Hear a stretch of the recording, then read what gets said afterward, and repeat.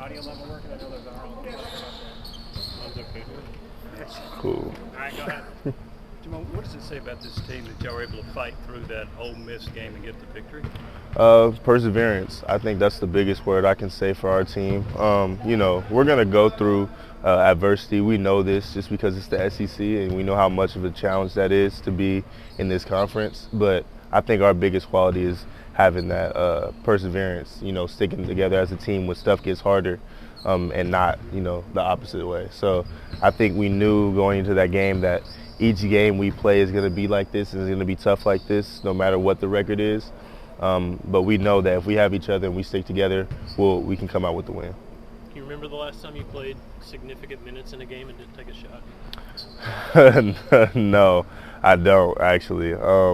I haven't really been paying attention to just how many shots I've taken each game, but just from what I can remember, I don't remember the last time that I, hasn't taken any shots and played that many minutes. Rick and Santi were both talking highly of you the other night after the game.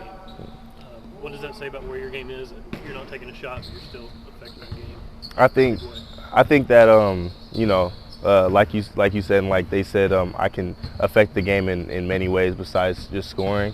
And I think I'm gonna continue to get better, even offensively. And just keep buying into my role and keep extending my role where it's needed. And if that's to score the ball, then I can do that. If that's to defend the ball, rebound, pass, I'll do whatever. So just making sure that I'm continuing to be a star in my role. I know Santi and Tyreek helped with morale the other night, but going into each game, have you kind of adopted the mindset of wanting the other team's best offensive player? Oh, of course. It's fun to me. When you have a player that's as good as Morel and you go in there and try your best to defend that player and at least keep them below their average, but to go as far as to keep them that low is great for me. And he's a great player, like I said before, but it's always exciting for me to go in and try and lock somebody down, especially one of the conference's best. Are you having that conversation with the coaches, telling them that you want the other team's best offensive player, or is it kind of unsaid at this point?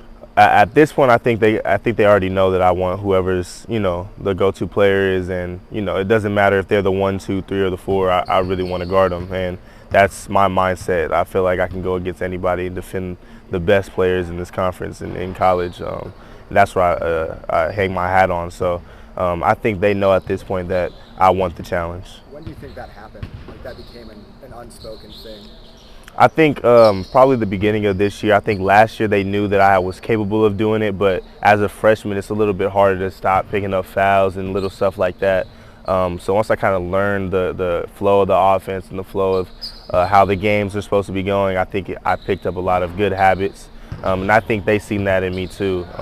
So just knowing that, when it comes to game time, that I'm ready to defend whoever. Have you always liked to defend? You talked about embracing the role. Was it an easy role for you to embrace because you've always prided yourself on your defense, or is this one of those things where you were like, okay, to get on the floor, this is my best way, my best avenue to get on the floor, so I'm going to embrace it? I think throughout all of high school, middle school, I love defense. I love just what comes with it. Just knowing that you were the person to be able to stop a great offensive player, and of course everybody loves offense. I love playing offense. I love scoring the ball. I love all that, but defense was something that I really, really enjoyed. And coming in, I knew that was something that I was going to keep as my mindset and something that I hang my hat on. Have you learned to be a better defensive player at Tennessee? I think so. I think they've shown me a lot of defensive principles that I've continued to get better at. And I think I just become a better defender in different ways. I've always had the grit and the heart of being a great defender, which I think is the most important thing.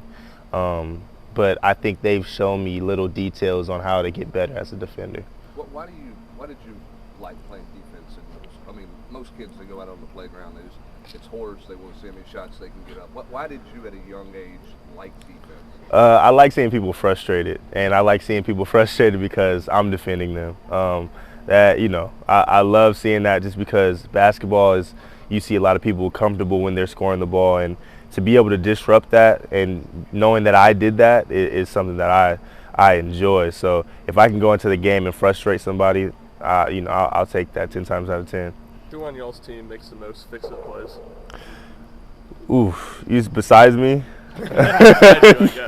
I I have to say probably Santi and Z really make some great fix-it plays, but I think somebody that really makes a lot is Jonas, especially at the rim. You know, guarding somebody is hard enough, so when there's little things that we mess up on as guards, as far as switching or getting over screens, you need somebody at the basket to be able to fix that play, and I think Jonas does that well. Is it easier to make a fix-it play as a guard or a big?